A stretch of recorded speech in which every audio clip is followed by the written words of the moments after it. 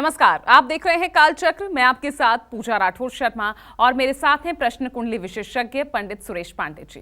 पंडित जी, आपका बहुत बहुत स्वागत है। खराब योगिनी दशा कष्ट बढ़ा सकती है। शुभ योगिनी दशा राजयोग दे सकती है। समय रहते कर लेंगे योगिनी दशाओं के उपाय तो काल को भी टाल सकते हैं। देखिए काल चक्र। जी हाँ, अब तक कालचक्र में पंडित जी ने आपको महादशाओं, अंतरदशाओं के बारे में तो बताया है, पर क्या आपने कभी योगिनी दशाओं के बारे में सुना है? क्या है ये योगिनी दशा और ये कैसे आपके जीवन और आपके आने वाले कल पर अपना अच्छा या बुरा प्रभाव डाल सकती है? कब तक रह सकता है योगिनी दशाओं का असर और इस दशाओं के बुरे प्रभाव से बचने के लिए आपको कौन से आसान और अचूक उपाय करने चाहिए? ये तमाम जानकारी आज देंगे आपको पंडित सुरेश पांडे जी। तो आज कालचक्र में लगातार बने रहिएगा हमारे साथ। अपनी चर्चा को शुरू करें, आइए उससे पहले जान लेते हैं आज का शुभ मुहूर्त। 9 दिसंबर 2023 दिन शनिवार। आज मार्गशीर्ष कृष्ण पक्ष की द्वादशी तिथि पूरे दिन रात रहेगी। चित्रा नक्षत्र सुबह 10:43 तक, इसके बाद स्वाति नक्षत्र शुरू होगा। शोभन योग रात 11:37 तक, इसके बाद अतिगंड योग शुरू होगा। द्विपुष्कर योग सुबह 10:43 तक है और आज सर्वार्थ सिद्ध योग भी बनेगा। आज के कुछ अशुभ मुहूर्त भी हैं, जैसे राहु काल सुबह 9 बजे से 10:30 बजे तक, यमगंड काल दोपहर 1:31 से दोपहर 2:49 तक। इन अशुभ समयों में किसी नए कार्य का शुभारंभ और यात्रा के लिए प्रस्थान बिल्कुल ना करें। जय मां विंध्यवासिनी। तो चलिए अब चर्चा की शुरुआत करते हैं। आपने कालचक्र में दिशाओं, महादशाओं के बारे में तो बहुत कुछ सुना होगा, लेकिन आज कालचक्र में पहली बार पंडित जी आपको योगिनी दशाओं के बारे में खास जानकारी दे रहे हैं। तो चलिए अपनी चर्चा को शुरू करते हैं और बात करते हैं योगिनी दशाओं के बारे में। ये कितने प्रकार की होती है और पहली योगिनी दशा आपके जीवन में क्या कुछ बड़ा असर डाल सकती है? आइए जानते हैं इसके बारे में पंडित जी से। तो पंडित जी, सबसे पहले मैं समझना चाहूंगी योगिनी दशा होती क्या है और पहली योगिनी दशा का क्योंकि हम जिक्र कर रहे हैं, तो इसका कितना असर हमारी जिंदगी पर पड़ता है? देखो पूजा, आपने बहुत लोगों के बातचीत में सुना होगा कि अगर किसी आदमी का बहुत अच्छा समय चल रहा है तो लोग आम तौर में हिंदुस्तान की भाषा में कहते हैं अमुक आदमी की योगिनी बहुत अच्छी है, और अगर खराब समय चल रहा है, हाँ योगिनी खराब आ गई है जी। तो योगिनी का क्या अर्थ होगा कहने वाले के दिमाग में भी नहीं। योगिनी का क्या अर्थ होगा ये कहने वाला नहीं समझता है, उसका नाम क्या है योगिनी का। लेकिन योगिनी का मतलब यहाँ भाग्य से लिया जाता है। अगर योगिनी अच्छी चल रही है तो मतलब भाग्य बुलंदी पर है, योगिनी खराब है तो मतलब भाग्य नीचे की तरफ है जी। यात्रा प्रकरण में योगिनी का बहुत विचार किया जाता है। जैसे कोई व्यक्ति यात्रा कर रहा है, योगिनी सन्मुखे धूते गमे युद्धे च मृत्युदा, अशुभा वाम भागस्था पृष्ठे दक्षे जयप्रदा। योगिनी सम्मुखे द्यूते गमे युद्धे च मृत्युदा। अगर योगिनी सामने हो यात्रा करते समय या बाएं हो तो यात्रा करने वाले की मृत्यु होती है। अच्छा। पृष्ठे दक्षे जयप्रदा। और अगर पीछे योगिनी हो या दाहिने योगिनी हो तो विजय प्राप्त कराने वाली योगिनी होती है। जब ये किसी व्यक्ति को मुहूर्त बताया जाता है यात्रा के लिए तो उसमें इसका विचार जरूर किया जाता है जी। जब मैं लगभग 20-21 साल का था तो मैं बम्बई गया था। तो वहाँ एक बहुत बड़े ज्योतिषी थे। वो मतलब कि हमारे बहन के जो ससुर थे उनके वो समधी थे। तो हमारी बहन के ससुर ने हमको उनके यहाँ ले जा कर के परिचय करवाया और बताया कि ये लड़का भी ज्योतिष जानता है। तो उन्होंने मुझसे पटाख पूछ लिया कि बताओ एकादशी के दिन योगिनी कहाँ रहेगी। तो मैंने उनसे कहा कि पू उ अ न द प बाई यहीं भी योगिनी जाई, पू उ अ अग्निकोण में रहेगी। तो उन्होंने कहा क्या तुमने कहा पू अ न द प बाई? हमने कहा पूरब, पू, उ उत्तर, न नैऋत्य कोण, द दक्षिण, प पश्चिम, ब वायव्य कोण, ई ईशान कोण। बोले अरे ये क्या तुमने कहाँ से रट लिया? हमने कहा क्या करूं, मुझे संस्कृत का श्लोक याद नहीं होता है, तो मैंने एक एक अक्षर उसका जो है ऐसे जोड़ लिया है। कहे तुमको मैं अब कुछ सिखाने लायक नहीं हूँ, तुम स्वयं रचनाकार हो। लाजवाब। तुम स्वयं रचनाकार हो।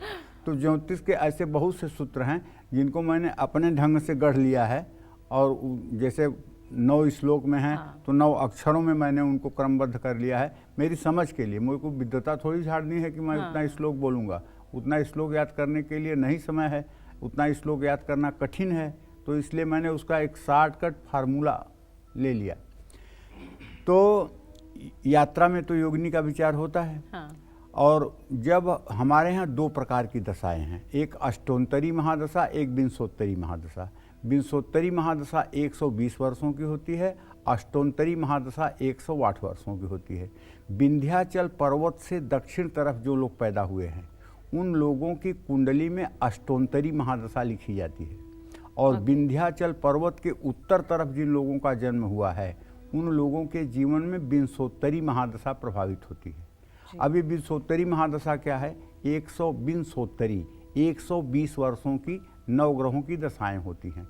सदादित्य दशेन्दु च सप्तवर्षाणि मंगलः राहु अष्टादशश्चैव खोड़ साप्ता बृहस्पति एकोनाविंशत् शनि बुधै सप्तदशैवतु केतुश्च सप्तवर्षाणि भृगु च वर्ष विंशति। मतलब 6 वर्ष तक सूर्य रहेगा, 10 वर्ष तक चंद्रमा रहेगा, 7 वर्ष तक मंगल रहेगा, 18 वर्ष राहु रहेगा, 16 वर्ष बृहस्पति रहेगा, 19 वर्ष शनि रहेगा, 17 साल बुध रहेगा और 7 साल केतु रहेगा, 20 साल शुक्र रहेगा। ये 9 दशाओं का क्रम है 120 सालों का। ठीक है, ये विंशोत्तरी दशा है। उसी तरह से हमारे यहाँ जो है 8 योगिनियाँ हैं जी। योगिनियाँ कितनी हैं? 8। तो 120 वर्ष की विंशोत्तरी दशा होती है। उसी तरह से पूरे 36 वर्ष में 8 योगिनी दशाओं का भोग होता है। और विंशोत्तरी दशा की तरह योगिनी दशाएं भी जीवन पर सकारात्मक और नकारात्मक प्रभाव डालती हैं, इसमें कोई संदेह नहीं है। अगर जैसे किसी की भाग्योदय की दशा चल रही है और उसको भाग्य का कोई फल नहीं मिल रहा है, वो तब भी परेशान है, नाना प्रकार के दुखों से भुक्तभोगी है, तो आप उसकी कुंडली में योगिनी दशा देखो, कहीं संकटा योगिनी तो नहीं चल रही है। चाहे जितनी अच्छी महादशा चल रही होगी, अगर संकटा योगिनी चल रही होगी तो सर्वनाश कर देगी, और अगर बुरी दशा भी होगी और मंगला दशा चल रही होगी तो मंगल होगा। तो योगिनियों को देखना महादशाओं के साथ बहुत आवश्यक है। जो लोग केवल एकांगी फलादेश करते हैं उनकी भविष्यवाणी निष्फल होती है। इसलिए ज्योतिष शास्त्र का सम्यक अध्ययन करके और सभी पहलुओं पर विचार करके तब ज्योतिषी को अपने मुंह से एक शब्द निकालना चाहिए। अष्टयोगिनी दशाएं ये क्या क्या हैं? मंगला, पिंगला, धान्या, भ्रामरी, भद्रिका, उल्का, सिद्धा और संकटा। ये 4 योगिनियां तो इसमें अच्छी हैं और 4 योगिनियां इसमें खराब हैं। जैसे मंगला अच्छी है तो पिंगला खराब है, भद्रिका अच्छी है। तो इस तरह से पहली, तीसरी, 5वीं और 7वीं ये योगिनियां अच्छी हैं। दूसरी, चौथी, छठी और 8वीं ये योगिनियां खराब फल देने के लिए जानी जाती हैं। आज कालचक्र में आपको बताऊंगा कि कैसे ये 8 दशाएं आपके जीवन में उठापटक ला सकती हैं, आपको राज सिंहासन पर बैठा सकती हैं। चलिए सबसे पहले मैं बात करता हूं पहली योगिनी मंगला दशा, मंगला योगिनी की। मंगला मंगलम करोत सर्वदा, यानी मंगल दशा हमेशा मंगल ही करती है, लेकिन ये 1 ही साल की होती है। इसका स्वामी ग्रह कौन होता है? चंद्रमा। और ये दशा सिर्फ और सिर्फ 1 साल की होती है। अब इसी 1 साल में 8 योगिनियों की अंतर्दशा भी होती है। तो जिन लोगों का जन्म आर्द्रा नक्षत्र में या चित्रा नक्षत्र में या श्रवण नक्षत्र में होता है उन पर मंगला दशा होती है। जैसे आज किसी बच्चे का अगर जन्म होगा तो इस समय चित्रा नक्षत्र चल रहा है, आज जिस बच्चे का जन्म होगा उसका मंगला योगिनी की दशा में जन्म होगा। ये बात सुन लीजिए। तो मंगला दशा मंगल करती है, ये अपनी 1 साल की अवधि में व्यक्ति के संबंधों पर सकारात्मक प्रभाव डालती है। इसी दशा में विवाह होने के भी प्रबल योग बनते हैं। मंगला दशा में व्यक्ति को हर प्रकार का सुख प्राप्त होता है। इस दशा में व्यक्ति की रुचि धर्म कर्म की तरफ बहुत ज्यादा बढ़ जाता है। मंगला दशा आने पर व्यक्ति को सुख संपत्ति और यश की प्राप्ति होने के योग बनते हैं। यात्राओं से सुख मिलता है और परिवार में मांगलिक कार्य संपन्न होते हैं। मंगला दशा में व्यक्ति को जीवन साथी और संतान का सुख प्राप्त होता है। मंगला में जब संकटा या उल्का की अंतर्दशा आती है, सबसे अंतिम अंतर्दशा जो है संकटा की होती है, तो वो बहुत अशुभ फल देती है। इस समय व्यक्ति किसी न किसी कारण से परेशान होता है। जब मंगला की महादशा समाप्त होने लगे और केवल 2 महीने शेष रह जाएं, तो समझ लीजिएगा कि अब संकटा आ गई है और वो बैड इफेक्ट करती है। सेहत और आर्थिक स्थिति में काफ़ी उतार चढ़ाव आते हैं। मंगला में धान्या की अंतर्दशा आ जाए तो कुछ पूछना ही नहीं है, चारों तरफ से धन वर्षा होती है, आर्थिक लाभ होता है। और मंगला में अगर सिद्धा योगिनी की दशा आ जाए तो उस समय में कोई आपका ऐसा कार्य सिद्ध होता है जो पूरे जीवन में आपके लिए मील का पत्थर साबित होता है। व्यक्ति को कला के क्षेत्र में उपलब्धि प्राप्त होती है, राज सिंहासन प्राप्त होता है, कोई उच्च पद की प्राप्ति होती है। तो अगर आप मंगला की महादशा में संकटा उल्का या भ्रामरी दशा से पीड़ित हैं, तो आपको अपनी माँ की खूब सेवा करनी चाहिए और जगत की माता विंध्यवासिनी की पूजा उपासना करनी चाहिए, दुर्गा की पूजा उपासना करनी चाहिए, लक्ष्मी की पूजा उपासना करनी चाहिए, वृंदावन की महारानी राधा रानी की पूजा उपासना करना चाहिए। और अगर आपकी माँ जीवित हैं तो माँ की सेहत का भी पूरा ध्यान आपको रखना चाहिए। ऐसा करने पर मंगला दशा मंगल ही करती है। जय माँ विंध्यवासिनी। तो आज का बेहद दिलचस्प विषय है और बहुत महत्वपूर्ण भी है। और दूसरी महादशाओं के बारे में तो हम जानते ही रहते हैं, पंडित जी बताते भी हैं, लेकिन आज पहली बार पंडित जी योगिनी दशा के बारे में आपको जानकारी दे रहे हैं। तो बने रहिएगा हमारे साथ, चर्चा हम आगे करेंगे। इस बीच कालचक्र दर्शक हमारे साथ जुड़ गए हैं, दिल्ली से हैं सतपाल। सतपाल जी सवाल पूछिए। पंडित जी नमस्कार। जय माँ विंध्यवासिनी। जय माँ विंध्यवासिनी सतपाल जी। पंडित जी मेरा नाम है सतपाल गर्ग, मेरा जन्म है कैथल हरियाणा। तो पंडित जी मेरा डेट ऑफ बर्थ है 3 जून 1969, सुबह के 3:40 के करीब जी। तो पंडित जी ये है 2-3 महीने के अंदर ऐसा हो जाता है, मेरा काम चलता है फिर एकदम ही काम बंद हो जाता है सारे के सारे। तो मुझे बताओ क्या उपाय करूं मैं। देखो सतपाल भैया, ऐसा है कि अब आप 54 साल के हो गए हैं। इस समय जो आपने प्रश्न किया है, आपके प्रश्न लग्न में शनि और आपके आजीविका भाव में स्वगृही मंगल है। ऐसा तो नहीं कि आप बेरोजगार हैं, लेकिन हाँ, आपके कार्य की परमानेंसी नहीं है, आपके कार्य की निरंतरता नहीं है। और कार्य की निरंतरता न होने का कारण है कि दशाओं का उतार चढ़ाव आपके जीवन में चल रहा है। अगर आप चाहते हैं कि आपके व्यवसाय की सदैव वृद्धि होती रहे और सदैव आपका व्यवसाय स्मूथ चलता रहे, तो इसके लिए रोज़ आपको चाहिए कि श्रीम श्रीम श्रीम, ये मंत्र एक अक्षर का सिर्फ है, श्रीम श्रीम श्रीम। इस मंत्र को कम से कम 1 घंटे सुबह शाम आप करना शुरू कर दीजिए और लक्ष्मी जी के चित्र के सामने घी का दिया जलाकर लाल फूल चढ़ाकर कुछ भोग प्रसाद अर्पित करिए और अपने पत्नी का सम्मान करिए। पत्नी के लिए कभी किसी प्रकार के गुस्से या आवेश में आकर के अपशब्दों का प्रयोग न करिए। इससे निश्चित रूप से देखिए, आपका पुरुषार्थ मुझे कहीं खराब नहीं दिखाई दे रहा है, आपके प्रतिभा में मुझे कोई कमी नहीं दिखाई दे रही है, क्योंकि प्रश्न के हिसाब से शनि मूल त्रिकोण का है, मंगल स्वगृही है, लेकिन मंगल अस्त है, इसलिए आपका कार्य परमानेंट एक जैसा नहीं है।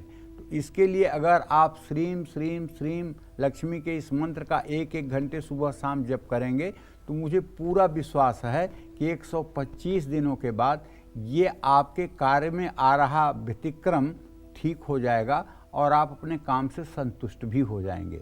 बस ये उपाय आपको करना है, इस छोटे से उपाय से आपको अवश्य लाभ मिलेगा। जय माँ विंध्यवासिनी। तो चलिए, अब मंगला योगिनी दशा के बारे में तो आपने जान लिया, अब योगिनी दशा में दूसरी दशा के बारे में बात करते हैं। अब ये दूसरी दशा आपके जीवन और आपके भविष्य के लिए कैसी रहती है, चलिए पंडित जी से जानते हैं। पंडित जी बताइए अब दूसरी योगिनी दशा के बारे में। ये दूसरी योगिनी दशा है पिंगला। पिंगला दशा जो है इसका स्वामी सूर्य होता है, और सूर्य और मंगल क्रूर ग्रह हैं, ये दिमाग में बैठा लीजिए। चंद्रमा, बुध, बृहस्पति और शुक्र 4 ज्योतिष शास्त्र में शुभ ग्रह माने जाते हैं। सूर्य मंगल क्रूर ग्रह माने जाते हैं। शनि राहु केतु पापक ग्रह माने जाते हैं। ये बात अगर कंसेप्ट आपके दिमाग में रहेगा तो आप हमारे कार्यक्रम का पूर्ण आनंद पाएंगे, क्योंकि कभी कभी मैं ये बोल के रह जाता हूँ कि क्रूर ग्रह, पाप ग्रह, शुभ ग्रह, तो आप सोचते रह जाते होंगे कि कौन क्रूर ग्रह, कौन पाप ग्रह। तो इसलिए बताना चाहूँगा कि सूर्य और मंगल क्रूर ग्रह हैं, और राहु केतु शनि पापक ग्रह हैं। चंद्रमा बुध बृहस्पति और शुक्र ये शुभ ग्रह हैं। तो पिंगला दशा का स्वामी जो है सूर्य है, जो क्रूर ग्रह है। पिंगला दशा 2 वर्षों की होती है, और ये दशा कदापि शुभ नहीं मानी जाती है। जिन लोगों का जन्म पुनर्वसु, स्वाति और धनिष्ठा नक्षत्र में होता है, उन पर पिंगला की महादशा शुरू होती है। पिंगला दशा में व्यक्ति के संघर्ष बढ़ने लगते हैं, शारीरिक कष्ट मिलता है, मन में असमंजस की स्थिति बनी रहती है, धन का नाश होता है, संपत्ति से जुड़े हुए कार्यों में दिक्कत आती है, भूमि विवाद, कानूनी विवाद उत्पन्न होते हैं। पिंगला दशा में व्यक्ति को परिवार से दूर भी जाना पड़ता है। पिंगला दशा में व्यक्ति का क्रोध बढ़ जाता है। इस दशा में व्यक्ति का झुकाव गलत संगत और गलत कार्यों की तरफ होने लगता है। पिंगला दशा में शरीर में पित्त की अधिकता हो जाती है और पित्त संबंधी रोग हो सकते हैं। इस समय दुर्घटनाएं होने की संभावना बढ़ जाती है। पिंगला दशा व्यक्ति के व्यवहार को बदल देती है। व्यक्ति बहुत रूखा रूखा सा हो जाता है, कड़वे वचन बोलने लगता है, अलोकप्रिय हो जाता है, फैसला लेने की क्षमता में कमी आती है और दुर्घटनाएं घटित होती हैं। व्यक्ति संभल कर काम नहीं कर पाता है। पिंगला दशा में पिंगला दशा का अंतर हो तो व्यक्ति बीमारी के कारण डॉक्टरों के ही और अस्पताल के ही चक्कर लगाता है। पिंगला दशा में अगर धान्यांतर दशा का आरंभ हो तो सकारात्मक परिणाम मिलता है। पिंगला दशा में अगर भ्रामरी दशा का अंतर हो तो व्यक्ति को विदेश से लाभ मिलता है। पिंगला महादशा में अगर भद्रिका दशा का हो तो व्यक्ति मानसिक स्थिति में बदलाव लाता है, काम बनते हैं, स्थान परिवर्तन भी होता है, संतान सुख भी मिलता है।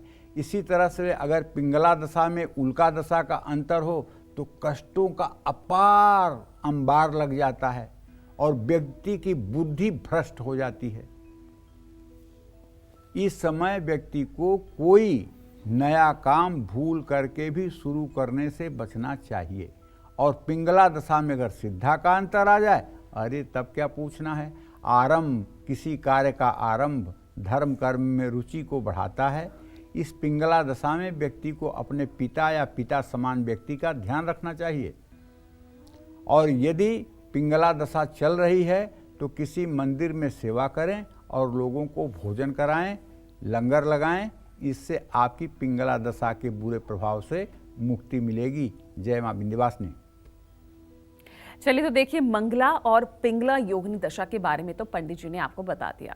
अब बात करते हैं योगिनी दशा की तीसरी दशा के बारे में। अब इस दशा का आपके जीवन पर कैसा और कितने समय तक प्रभाव रहता है, और क्या इस दशा से जुड़ी सबसे सटीक और सही जानकारी होगी, आइए जानते हैं पंडित जी से। पंडित जी, मंगला और पिंगला के बाद अब योगिनी दशा की तीसरी दशा। धान्य बहुत अच्छी दशा होती है, सुनने में ही बहुत अच्छा सा लग रहा है। धान्य योगिनी दशा की तीसरी दशा है धान्य।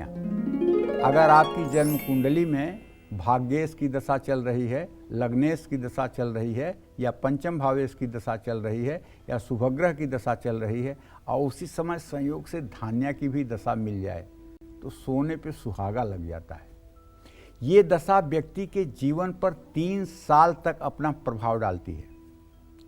धान्या दशा का स्वामी ग्रह बृहस्पति है।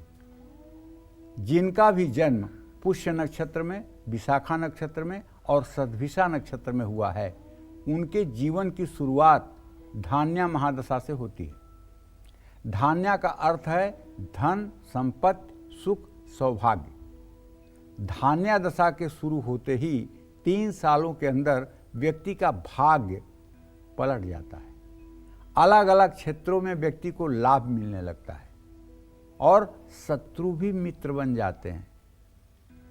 सफलता आपके कदम चूमती है, कारोबार बढ़ता है, ठप कारोबार में भी प्राण आ जाते हैं। धान्या दशा व्यक्ति को सोच विचार करने का पूरा समय देती है और व्यक्ति बहुत ही समझबूझ के साथ जीवन में कोई निर्णय लेता है। जल्दबाजी में कोई गलती करने से बच जाता है। व्यक्ति अगर गलत संगत या गलत कार्य में भी है तो उससे दूरी बनाने की कोशिश करता है। इस दशा में व्यक्ति सही और गलत के बीच भेद करने में सक्षम हो जाता है। ये 3 साल की दशा है। जोखिम उठाने के बाद भी लाभ ही प्राप्त होता है, ये बात समझ लीजिए। असंभव कार्यों को पूर्ण करते हुए यश और सम्मान की प्राप्ति होती है। साथियों का मनोबल बढ़ाने वाला, नौकरी में आपकी पहचान बढ़ती है, आमदनी बढ़ती है, कोई नई जिम्मेदारी मिलती है। लेकिन इस दशा के शुरू होते ही लोगों को झूठे वादे और अभिमान से बचना चाहिए। अगर आप पर धान्या दशा चल रही है तो अपनी क्षमता के अनुसार लोगों की मदद करिए, परोपकार करिए और हो सके तो भगवान श्री हरि विष्णु की पूजा करिए और विष्णु सहस्र नामावली का रोज पाठ करिए। अगर आप धान्या योगिनी में नित्य विष्णु सहस्र नाम या राम रक्षा स्तोत्र का पाठ करें तो मैं पूरे जिम्मेदारी के साथ कह सकता हूं ये 3 साल आपके जिंदगी का सर्वोत्तम वर्ष माना जाएगा। या तो आप राम रक्षा स्तोत्र का पाठ सुबह शाम करिए और या फिर विष्णु सहस्र नामावली का आप पाठ करिए। विष्णु का मतलब जानते हो क्या है? विश्व में अड़ प्रत्यय लगा हुआ है। इसका अर्थ होता है जिसमें सब समाहित हों, जिसमें चराचर जगत समाहित हो वो विष्णु है, और जो पूरे चराचर जगत में समाहित हो वो विष्णु है। विष्णु का मतलब ये होता है, ये श्री हरि का नाम है विष्णु, जिसमें समस्त चराचर जगत समाहित हो वो विष्णु, और जो पूरे चराचर जगत में समाहित हो वो विष्णु। तो जब आप विष्णु सहस्र नामावली का पाठ करेंगे तो सफलता आपके कदम चूमेगी। विश्वास करिएगा, ये केवल कहने की बात नहीं है, इसको आजमा के देखिएगा। जय मां विंध्यवासिनी। तो बहुत ही दिलचस्प चर्चा चल रही है योगिनी दशा की 3 दशाओं के बारे में, तो पंडित जी ने आपको बता दिया। अब बाकी बची दशाओं के बारे में भी विस्तार से हम चर्चा करेंगे, लेकिन रुकना पड़ रहा है एक छोटे से ब्रेक के लिए। तो बने रहिए हमारे साथ और देखते रहिएगा कालचक्र। ब्रेक के बाद आप सभी का एक बार फिर स्वागत है। आप देख रहे हैं कालचक्र। आज का टॉपिक बेहद खास और अनोखा है। इस पर शायद आपने कहीं चर्चा में सुना होगा या देखा होगा। तो आज कालचक्र में पंडित सुरेश पांडे जी आपको योगिनी दशाओं के बारे में सबसे खास और दिलचस्प जानकारी दे रहे हैं। योगिनी दशा की 3 दशाओं के बारे में तो पंडित जी ने आपको ब्रेक से पहले बता दिया। अब बात करते हैं योगिनी दशा की 4थी दशा के बारे में।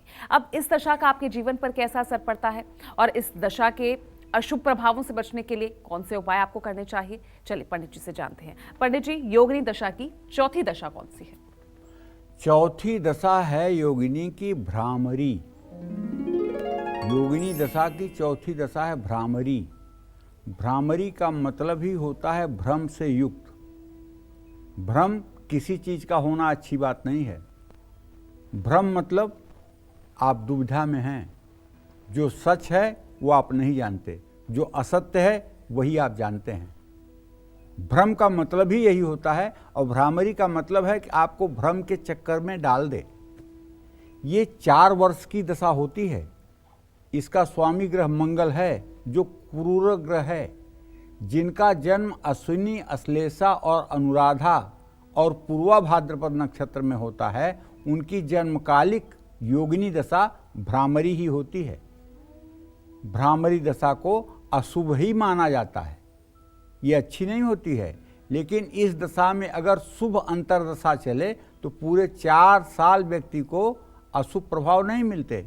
जैसे इसमें मंगला की दशा आ जाएगी, धान्या की दशा आ जाएगी, सिद्धा की दशा आ जाएगी, तो वो दशाएं नुकसानदेह नहीं होंगी।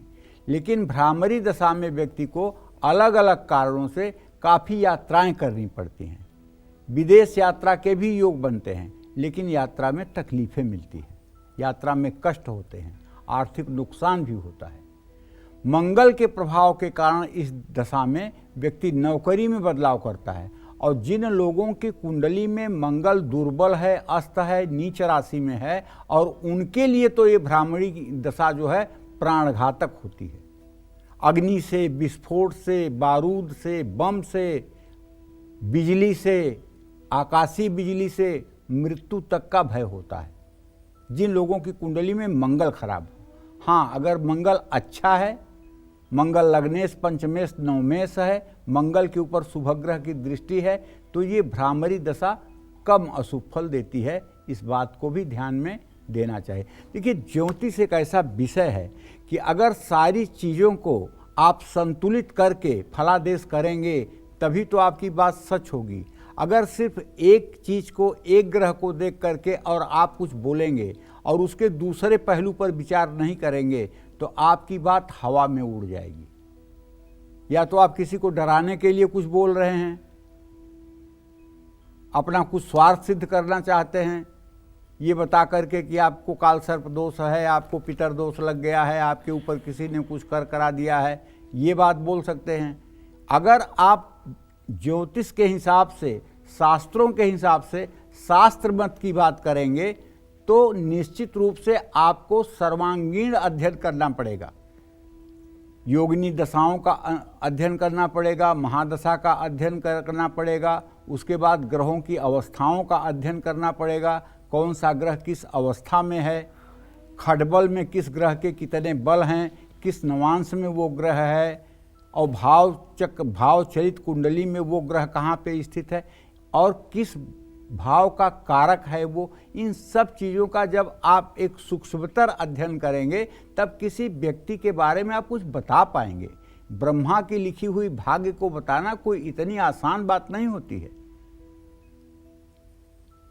व्यक्ति का स्वभाव नकारात्मक हो जाता है इस दशा में, और व्यक्ति को क्रोध आता है और वाद विवाद में समय बीत जाता है।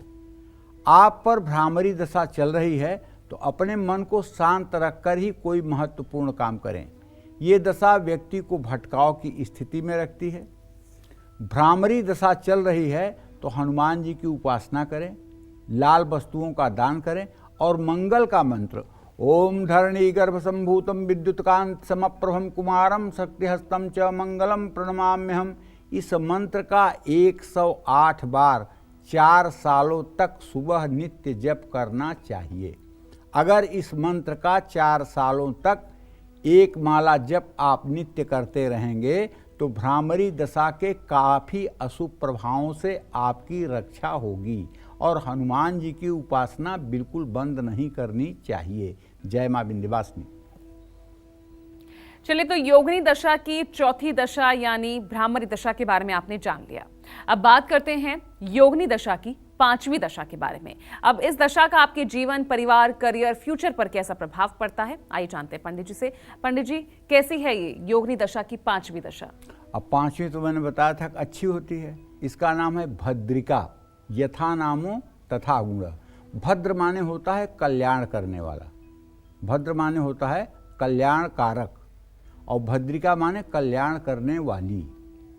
ठीक है, तो कल्याण करने वाली भद्रिका दशा को माना जाता है। ये दशा 5 साल की होती है और इसका स्वामी ग्रह बुध है जो शुभ ग्रह है। जिन लोगों का जन्म भरणी, मघा, ज्येष्ठा और उत्तरा भाद्रपद नक्षत्र में होता है उनकी जन्मकालिक योगिनी दशा भद्रिका होती है। बुध का प्रभाव हमेशा शुभ ही होता है। बुध का प्रभाव तब अशुभ होता है जब बुध ग्रह अस्त हो जाता है या बुध ग्रह चौथे भाव में निर्बल होकर के निष्फल हो जाता है, तभी बुध का प्रभाव बुरा होता है। या चंद्रमा से छठा आठवां हो जाए बुध, या चंद्रमा के साथ केंद्रवर्ती हो जाए बुध, तब अरिष्ट मति भ्रम योग बनता है, जो किसी भी जातक के लिए ठीक नहीं होता है। ऐसा आदमी बात बात में हाइपर हो जाता है, ऐसा आदमी बात बात में उत्तेजना में आ जाता है, ऐसा आदमी मानसिक विक्षोभ की स्थिति में आ जाता है। तो बुध शुभग्रह है, प्रायः ठीक होता है, लेकिन अस्त होने पर या चंद्रमा के साथ केंद्रवर्ती होने पर और किसी पापक ग्रह की दृष्टि युति में होने पर इसका फल बुरा भी होता है। तो अगर आपकी भद्रिका की दशा चल रही है और उस समय आपकी कुंडली में कोई अच्छी दशा चल रही है, तो आप मानिए कि आपके लिए जैसे किसी ने सड़क पर फूल बिछाया है उस पर आप चलेंगे। लेकिन अगर किसी पापक ग्रह की दशा चल रही है, जैसे राहु की दशा चल रही है, शनि की दशा चल रही है, केतु की दशा चल रही है और भद्रिका की दशा चल रही है, तो ऐसे में क्या होगा कि कुछ कष्ट और कुछ सुख दोनों के मिश्रित प्रभाव आपके जीवन पर पड़ेंगे। इस दशा में परिवार में सुख शांति रहती है, परिवार एकजुट रहता है, व्यक्ति सूझबूझ बढ़ती है और गलत सही की समझ रहती है। अध्यात्म की तरफ भी व्यक्ति का झुकाव होता है। इसी महादशा में देखा गया है कि लोग भगवत भक्ति की तरफ बहुत तेजी से भागते हैं और लोगों को आध्यात्मिक ज्ञान की जिज्ञासा बढ़ जाती है। ऐसे लोग इसी समय में साधु संगत करते हैं, सत्संग के महात्म को समझते हैं और स्वाध्याय करते हैं। प्रभावशाली लोगों से मिलने का मौका मिलता है, नए और अच्छे संपर्क बनते हैं जिससे करियर में लाभ मिलता है। बुध ग्रह वाणी का कारक ग्रह है, बुद्धि का कारक है। वाणी और व्यवहार में सकारात्मक परिवर्तन आते हैं। जो लोग गायन के क्षेत्र में या जो लोग संगीत आदि के क्षेत्र में हैं, उनकी अगर भद्रिका की दशा चले तो इन 5 सालों में इन्हें बहुत बड़ी प्रसिद्धि मिलती है, इसमें कोई दो राय नहीं है। मुश्किल से मुश्किल काम भी व्यक्ति दूसरों से आसानी से करवा लेता है। भद्रिका दशा में व्यक्ति मुश्किल परिस्थितियों से भी निकलने की क्षमता रखता है, क्योंकि उसका जो पेशेंस है, उसका जो धैर्य है, वो उसके साथ बना रहता है। शरीर में बुध ग्रह जो है ये वायु तत्व का प्रतिनिधित्व करता है। कुंडली में बुध शुभ नहीं है तो इस दशा में व्यक्ति को पेट, गला या नर्वस सिस्टम से संबंधित समस्या, त्वचा रोग और अनिद्रा और मनोवैज्ञानिक रोगों का सामना करना पड़ सकता है। आप पर भद्रिका की दशा है तो हरी वस्तुएं या सोने का दान करना चाहिए। हर बुधवार का व्रत रखना चाहिए। विष्णु सहस्त्र नामावली और राम रक्षा स्तोत्र का पाठ करना चाहिए। बुधवार को तुलसी में जल जरूर चढ़ाना चाहिए और ज़रूरतमंद विद्यार्थियों की मदद करना चाहिए।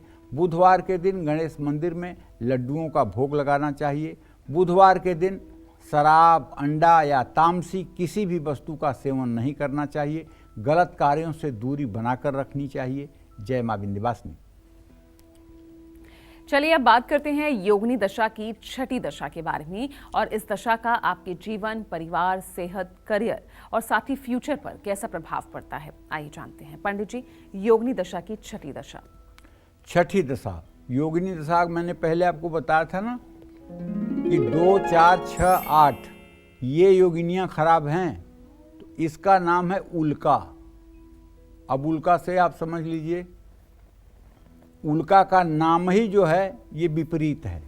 इसकी अवधि 6 वर्षों की होती है और इसके स्वामी सीधे सीधे शनिदेव हैं। जिन लोगों का जन्म कृतिका, पूर्वा, फाल्गुनी, मूल और रेवती नक्षत्र में होता है, उनकी जन्मकालिक योगिनी दशा उल्का होती है। उल्का एक अशुभ दशा मानी जाती है। उल्का योगिनी अशुभ है और खास करके अगर पापक ग्रह के साथ इसकी दशा हो जाए तब तो आदमी को छठी का दूध याद करा देती है। लेकिन हाँ, शुभग्रह की दशा के साथ यदि उल्का हो तो थोड़े से शुभ फल में न्यूनता आ जाती है। शनि की छाया के कारण उल्का दशा को संघर्ष और चुनौतियों से पूर्ण दशा माना जाता है। उल्का दशा में व्यक्ति के अंदर काम, क्रोध, मोह, लोभ, मद, मत्सर ये जितने दुर्गुण हैं सब बढ़ जाते हैं और व्यक्ति का आभामंडल नकारात्मक हो जाता है, व्यक्ति बदनामी का शिकार हो जाता है, अच्छे लोगों की नज़रों में गिर जाता है और निकृष्ट कार्य करता है। ऐसा व्यक्ति केवल समाज का द्रोही नहीं होता है, परिवार का भी द्रोही हो जाता है। ऐसे व्यक्ति को शारीरिक कष्ट और मानसिक अस्थिरता का सामना करना पड़ता है। पापग्रह होने के कारण शनि असमंजस की स्थिति बनाए रखता है और इस योगिनी दशा का मन पर बहुत प्रभाव होता है।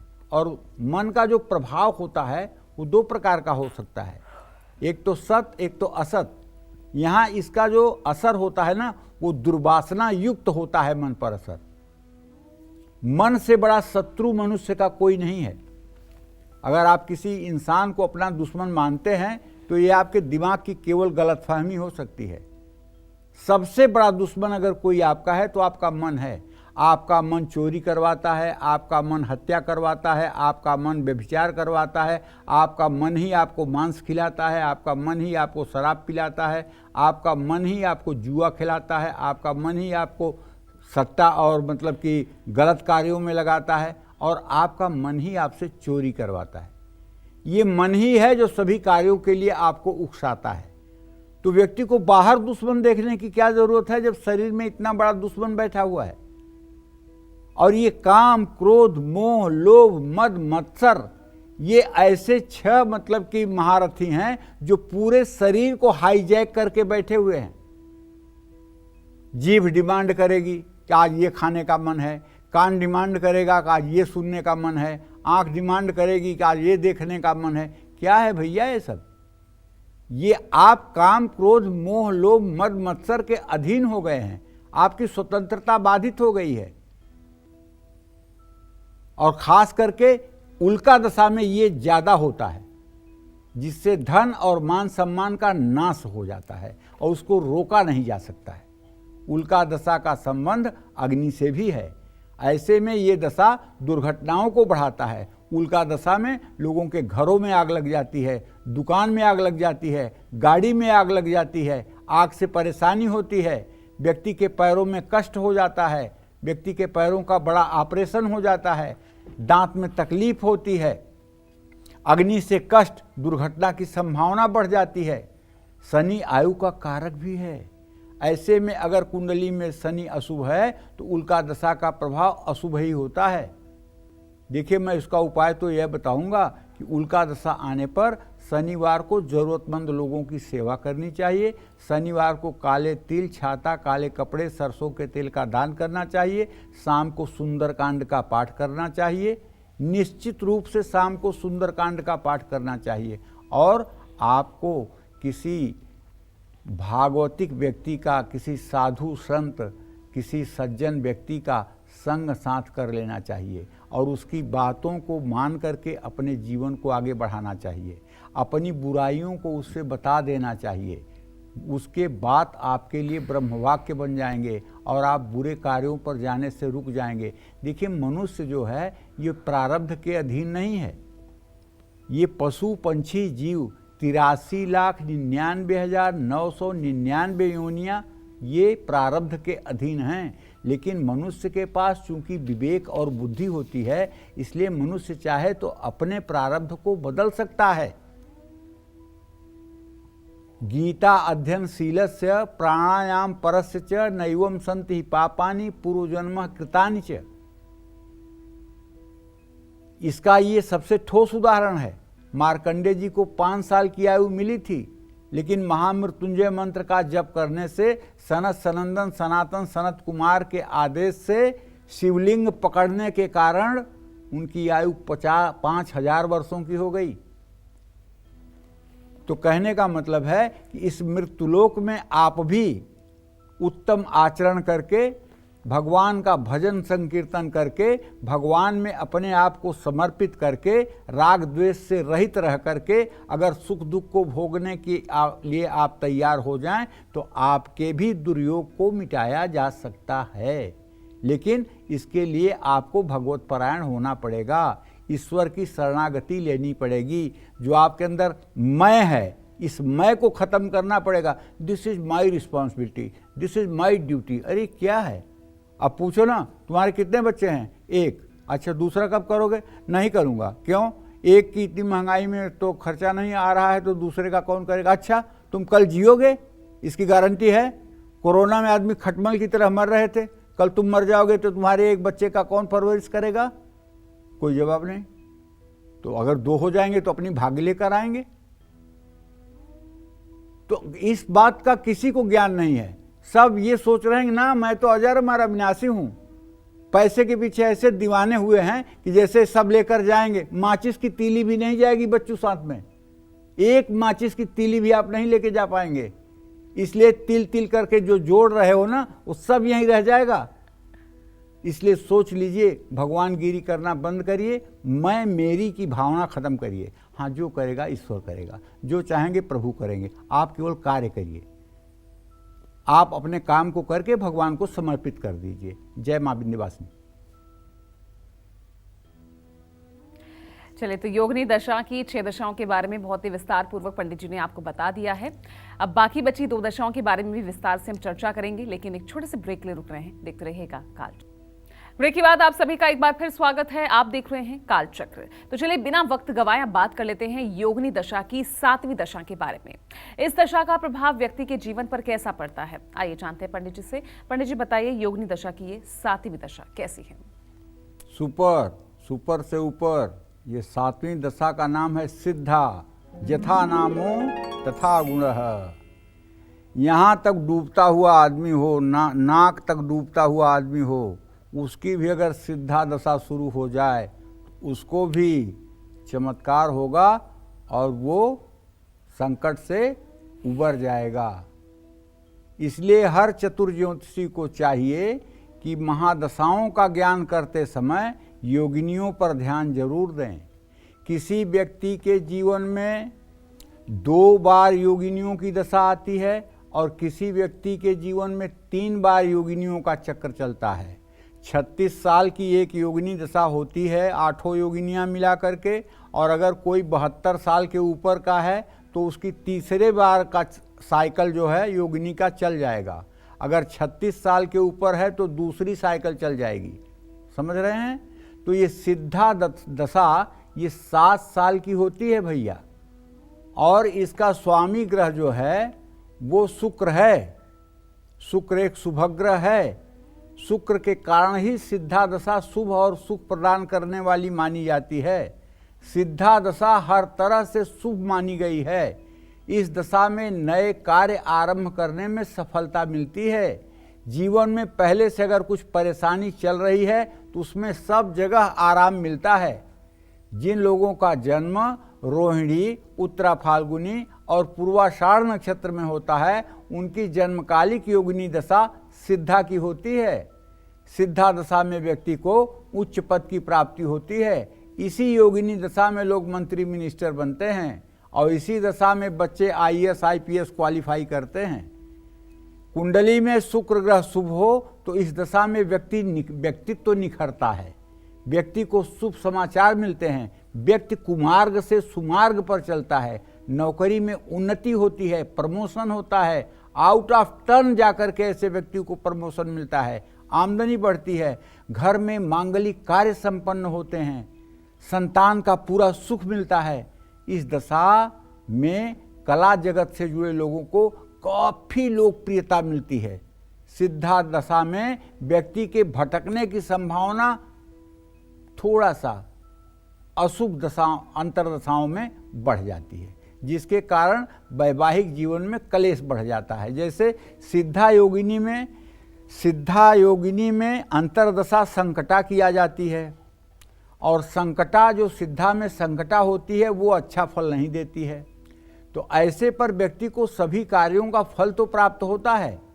सिद्धा दशा में संकटा की अंतरदशा हो तो बचत प्रभावित होती है, खर्च बढ़ता है। सिद्धा दशा में मंगला की अंतरदशा हो तो सब प्रयास सफल होते हैं। सिद्धा दशा में पिंगला की अंतरदशा के कारण व्यक्ति का क्रोध बढ़ता है, विवाद उलझता है। सिद्धा दशा में धान्या की अंतरदशा चल रही हो तो व्यक्ति को पूर्व जन्मों के शुभ फल प्राप्त होते हैं। सिद्धा दशा में भ्रामरी की अंतर्दशा हो तो भ्रमण और भ्रम की स्थिति बनती है, व्यक्ति को अपने घर से दूर जाना पड़ सकता है। सिद्धा दशा में भद्रिका की अंतर्दशा हो तो धर्म कर्म में रुचि बढ़ जाती है। तो भैया सिद्धा दशा के अशुभ प्रभाव को रोकने के लिए दुर्गा सप्तशती के पाठ करने चाहिए। सफ़ेद कपड़े, चावल, घी, चीनी ये सब कन्याओं को दान करना चाहिए। और अगर कुछ नहीं कर सकते तो कम से कम 10 बार दुर्गा चालीसा का पाठ करिए और भगवती दुर्गा की आराधना करिए। ये 7 साल आपके जीवन के अनुकरणीय साल होंगे, इसमें कोई दुविधा नहीं है। जय मां विंध्यवासिनी। चलिए, तो अब बारी आती है आज के लकी ईमेल कुंडली विजेता की। तो पंडित जी, आज के हमारे कुंडली विजेता हैं रतलाम मध्य प्रदेश के रहने वाले रमेश मिश्र चंचल, और इन्होंने ईमेल के जरिए अपने भविष्य के बारे में जानना चाहा है। मैं डिटेल्स आपको रमेश जी की बता देती हूँ। पंडित जी, नाम है इनका, पूरा नाम है रमेश मिश्र चंचल। डेट ऑफ बर्थ है इनकी 17 नवंबर 1959। जन्म का समय है सुबह 7:55 पर और जन्म का स्थान है इंदौर, मध्य प्रदेश। पंडित जी, इनके 2 सवाल हैं। पंडित जी, ईमेल के जरिए ये कहते हैं कि ये 2014 से राजनीतिक षड्यंत्र का शिकार होकर अपने 44 साल के पत्रकारिता के करियर से कुचलकर जमींदोज हो गए। इनका आगे भविष्य कैसा रहेगा? दूसरा इनका सवाल है, इनका अपना मकान कब तक बन पाएगा? चलो देखो, ऐसा है भैया रमेश जी, आपका जन्म वृश्चिक लग्न और वृषभ राशि में हुआ है। आपकी जन्म कुंडली की स्थिति ये है कि जब बृहस्पति की महादशा चली तो बृहस्पति आपके कुंडली का द्वितीयेश और पंचमेश था और वो आपके लग्न में विराजमान था। तो बृहस्पति में राहु की अंतर्दशा 2001 में शुरू हुई और वहीं 2001 से आपका काउंटडाउन शुरू हो गया। 2001 के बाद आपके ऊपर विपत्तियों पर विपत्तियां पड़ने लगी, हड्डियों का रोग हो गया, शरीर की स्थिति एकदम बुरी हो गई, कुछ भी करने में समर्थ आप नहीं रह गए, दुश्मनों का प्रकोप बढ़ गया और सारी अच्छी चीज़ें बुराइयों में परिवर्तित हो गई।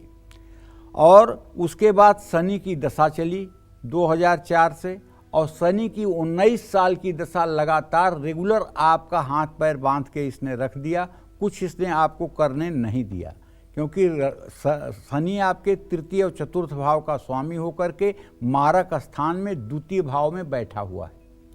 तो ये दशा आपके लिए हानिकारक रही। इस समय आपकी बुध की दशा चल रही है। बुध भी आपके मृत्यु भाव का स्वामी है, लग्न में बैठा हुआ है, एकादश भाव का स्वामी है, जिससे आय स्रोत सूखा हुआ है। शुक्र आपका नीच राशि में है, राहु के साथ एकादश भाव में है, तो वर्तमान समय ठीक नहीं माना जाएगा। और मंगल की द्वादश भाव में स्थिति और मंगल का लग्नेश होना आपके स्वास्थ्य के जरा जीर्ण होने का संकेत कर रहा है कि आपका स्वास्थ्य विकलांग की तरह है, किसी तरह से आप मतलब कि योग्य नहीं हैं, एबिलिटी आपके अंदर नहीं है। मैं आपसे सिर्फ इतना कहना चाहूँगा कि अगर आप अपने बचे हुए जीवन को ठीक से निकालना चाहते हैं तो आपको चाहिए कि नित्य आप हनुमान चालीसा के 10 पाठ सुबह 10 पाठ शाम करना शुरू करें। वही कुछ चमत्कार आपके जीवन में कर सकते हैं। जहाँ तक मकान का प्रश्न है तो मकान आपके संतान के पुरुषार्थ से बनेगा। मकान का योग मार्च 2025 के पहले बनता हुआ दिखाई दे रहा है। मकान हो जाएगा, मकान बड़ी बात नहीं है, लेकिन आपकी दशा अच्छी नहीं चल रही है, ये बात जान लीजिए। अगर आप हनुमान उपासना मन लगा करके करेंगे और मोती और पुखराज की अंगूठी धारण करेंगे तो इससे भी आपको लाभ मिलेगा। जय मां विंध्यवासिनी। चलिए, तो वक्त एक छोटे से ब्रेक का हो चला है। योगिनी दशा की 8वीं और आखिरी दशा कौन सी है और इस दशा का व्यक्ति के जीवन पर कैसा असर पड़ता है, ये सब जानेंगे पंडित जी से इस छोटे से ब्रेक के बाद। बने रहिए हमारे साथ और देखते रहिए कालचक्र। ब्रेक के बाद स्वागत है आपका, आप देख रहे हैं कालचक्र। और चलिए अब बात कर लेते हैं योगिनी दशा की 8वीं और अंतिम दशा की। इस दशा में व्यक्ति के करियर, जीवन, सेहत और भविष्य पर कैसा असर पड़ता है, आइए इस बारे में पंडित जी से जानते हैं। पंडित जी, ये 8वीं दशा योगिनी दशा की। देखिए, योगिनी दशा की जो 8वीं और अंतिम दशा है, इसका नाम है संकटा। आप नाम से ही समझ रहे होंगे, यथा नामो तथा गुण। संकटा माने संकट की खान, विपत्ति का खजाना। ये 8 वर्षों की होती है 36 वर्ष में 8 वर्ष अकेले ये संकट की दशा होती है, संकटा की। और इसका स्वामी ग्रह कौन है मालूम है आपको? इसका स्वामी ग्रह राहु है। राहु के कारण इस दशा को बहुत ही अशुभ माना जाता है। चाहे जितना बड़ा भाग्य योग आपका चल रहा हो, चाहे जितना बड़ा राजयोग आपका उदय हुआ हो, चाहे धर्म कर्माधिपति योग चल रहा हो, लेकिन अगर उस समय संकटा संयोग कर लेगी तो सारे फलादेश न्यून हो जाएंगे।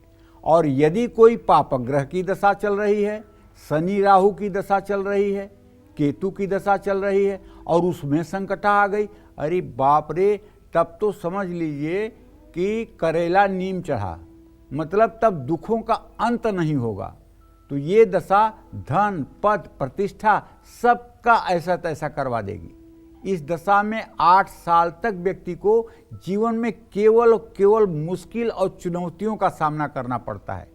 नौकरी करने वालों को तमाम अड़चनें आती हैं, नौकरियां अनायास छूट जाती हैं, नौकरी छोड़ने की नौबत आ जाती है, कारोबार में घाटा होता है, साझेदारों से विवाद होता है, कारोबार ठप हो जाता है। इस दशा में व्यक्ति गलत संगत में, गलत कार्यों में धन कमाने का प्रयास करता है। संकटा दशा व्यक्ति को नशे की तरफ ढकेलती है। इस दशा में व्यक्ति को अपने स्वास्थ्य को नज़रअंदाज नहीं करना चाहिए। अग्नि और दुर्घटना का भय रहता है, शस्त्र से भय रहता है, संतान की तरफ से व्यक्ति परेशान हो जाता है, व्यक्ति जिद्दी हो जाता है, बहुत बहस करता है, न चाहते हुए भी उसका स्थान परिवर्तन हो जाता है, बिना सोचे समझे व्यक्ति फैसला लेता है, परेशान होता है। अगर आप पर भी संकटा की दशा चल रही है तो शांत रहने का प्रयास करिए, जल्दबाजी में कोई फैसला न लीजिए, लाल चंदन का अपने माथे पर तिलक लगाइए और राहु के मंत्र का 84,000 बार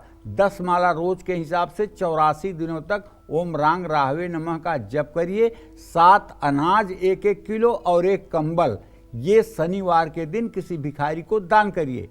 लोहे का छल्ला या लोहे की कोई भी वस्तु अपने पास रख लीजिए, इससे आपको थोड़ी सी राहत जरूर मिलेगी। जय मां विंध्यवासिनी। चलिए पंडित जी, बहुत बहुत शुक्रिया इतनी धन्यवाद। महत्वपूर्ण जानकारी दर्शकों तक पहुंचाने के लिए। उम्मीद करते हैं आपको आज का हमारा ये विषय बेहद पसंद आया होगा। कल फिर एक नए विषय के साथ हाजिर होंगे, तब तक के लिए कालचक्र की टीम को दीजिए इजाजत। नमस्कार।